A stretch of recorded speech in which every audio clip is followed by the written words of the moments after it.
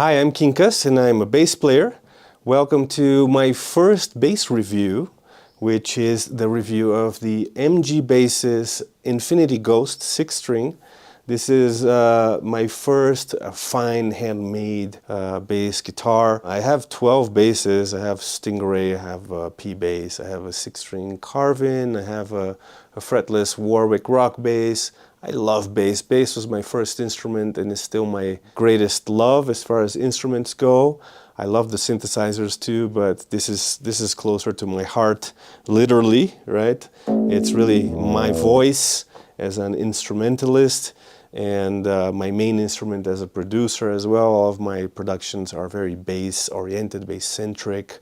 I really put a lot of effort and care into crafting really nice bass lines in my compositions. So I'm really proud to be a MG bassist endorsed artist.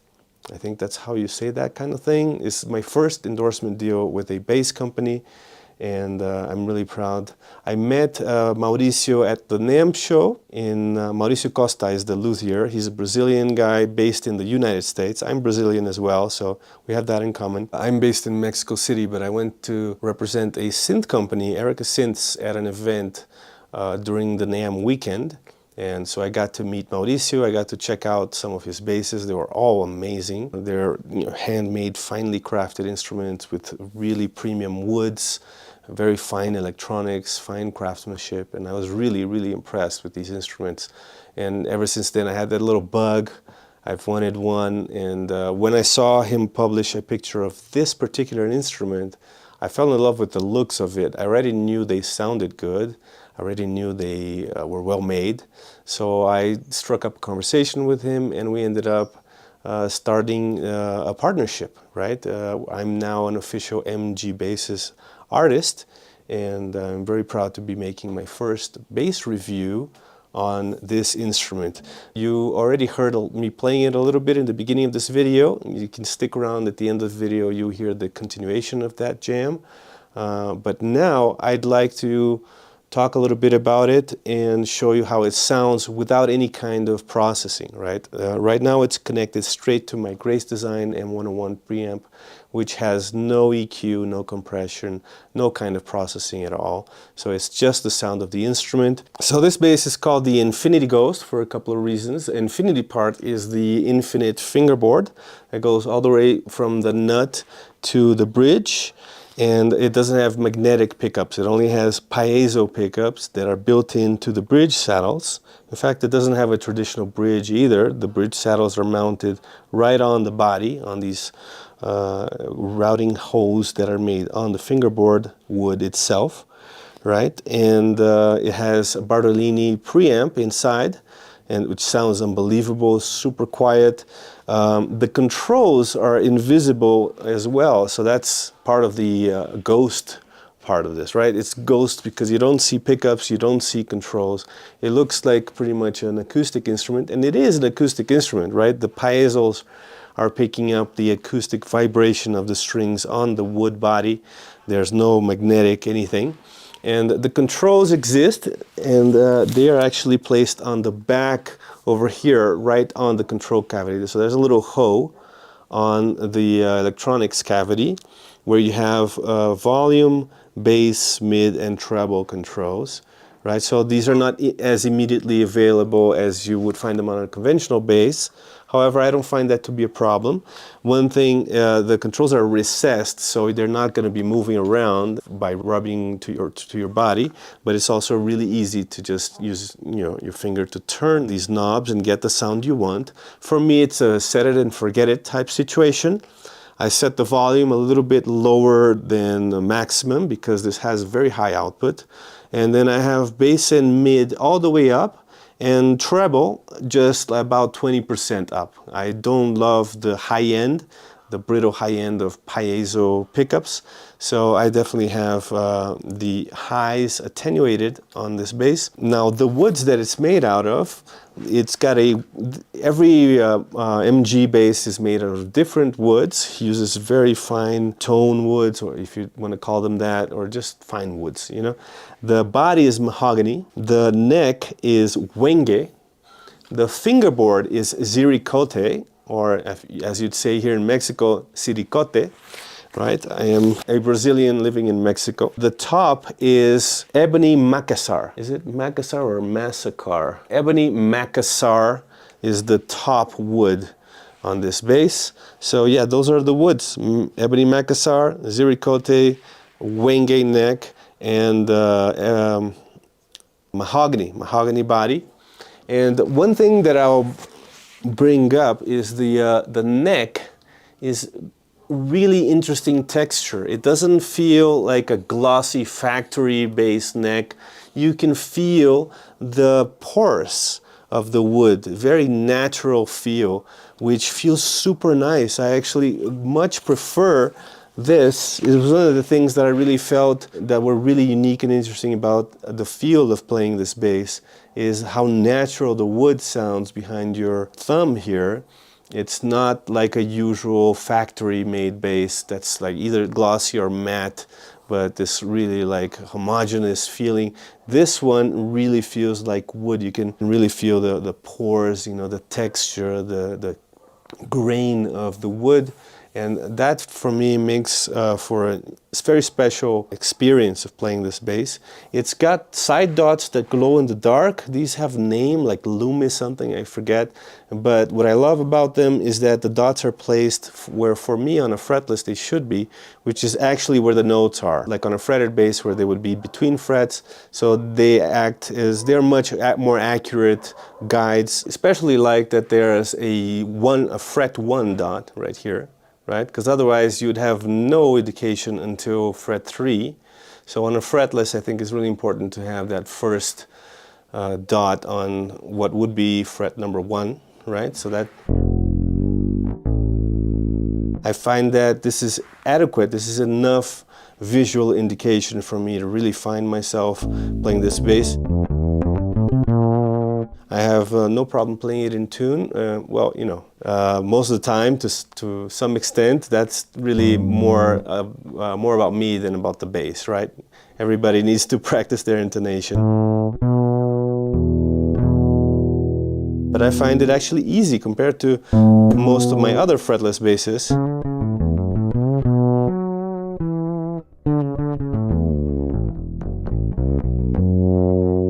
And this again is the sound, it's just flat, no processing at all, going through a transparent preamp,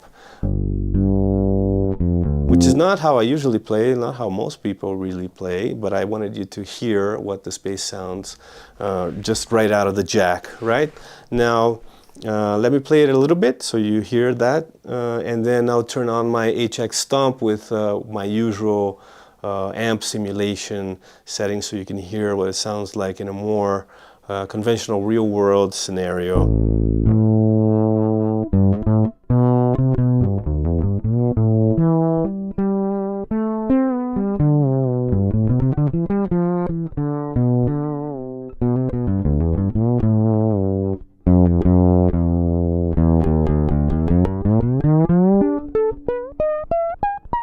Right, the infinite fingerboard gives you very wide tonal range. You can play even effects and percussion with it, right, all the way up the neck. The strings that it comes with are these black nylon tape-wound strings, La Bella,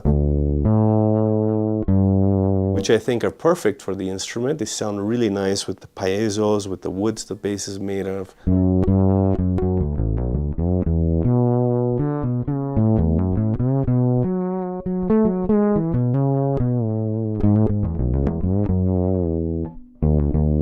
And they sound really nice and feel really nice to play as well. Super soft, very, you know, almost frictionless. So you can do these long glissandi. The bass has a lot of sustain, right?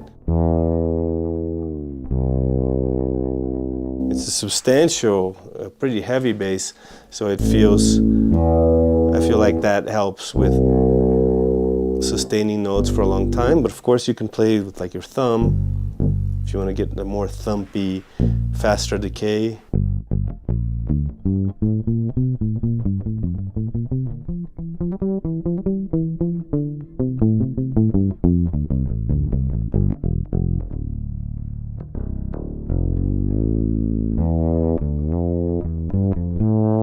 I love the wah, the mwah, right? The famous fretless mwah sound that you get with this one.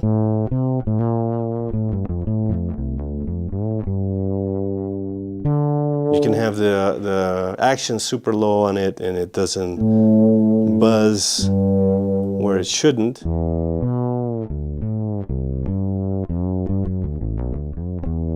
It's got dual truss rods for adjustment. Very nice, high quality black hardware. The bridge saddles are mounted right inside holes on the fingerboard, so there's no traditional bridge. It goes right on the wood. Yeah, everything is premium, high quality on this instrument. It's the best bass I've ever owned. Super happy, super proud to be an MG bassist artist. Let me turn on the HX Stomp here with one of my presets that I've made for this bass so you can hear it in a more traditional setting. Real world, right?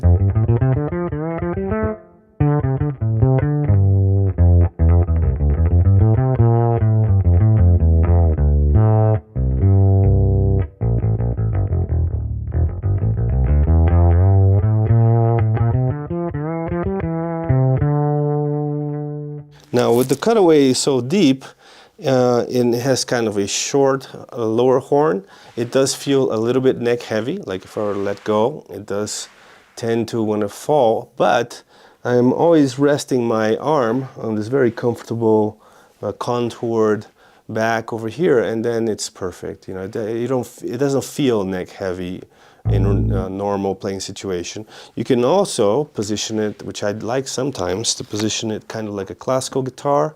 Like I'll grab one of those little foot stands and play it like this, where it's resting on both my legs. The camera is a little high, but you get the idea. It's very comfortable as well to play more like classical pieces, more soloistically.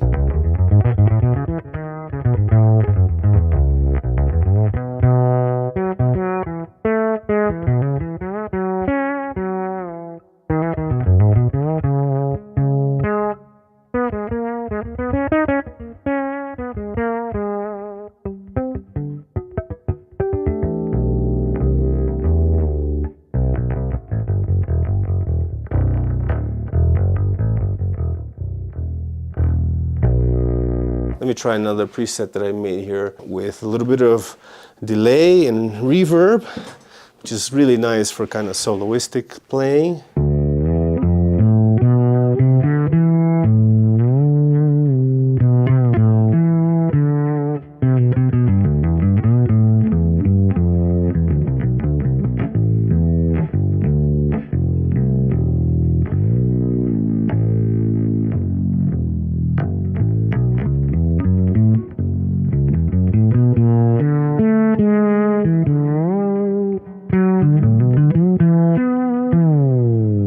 Now it's great bass for jazz. You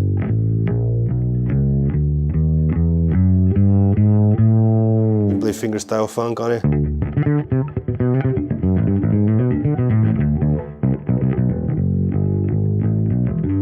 So as unusual and interesting and unique as it is versatile. You can use it in any kind of musical setting. I've actually been taking it to my heavy metal band rehearsals. I didn't think I'd be using it there, but you know, I felt it was the new toy, so I brought it in one day just to show it to the guys, and it turned out to sound unbelievably good in that situation. It's got this growl that sounds kind of like a natural overdrive and makes it really stand out in the mix with the other instruments without needing to use actual drive or anything like that.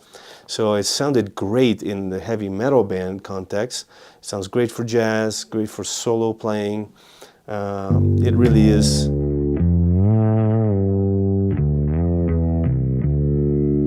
favorite instrument in my whole studio right now. So I think that's it. Did I cover everything? Did I talk about everything? I think I did. If you have any questions, please write them in the comments down below. I'll try to answer any questions you may have. Go check out MG Bases, the website. Mauricio can make, has a whole bunch of different models. He can customize them to your liking. He'll make them with the woods of your choice and a number of strings as well. He can make fanned fretted basses, you know, multi-scale, fretless, fretted, multi-strings, 4 strings, more traditional kind of jazz bass looking things, really unusual, interesting, more extended range kind of basses. So yeah, go check out his stuff. Thank you for watching this video, my first bass review, and hit like, subscribe, and comment below. And that's it. Stay bassy. See you soon. Bye.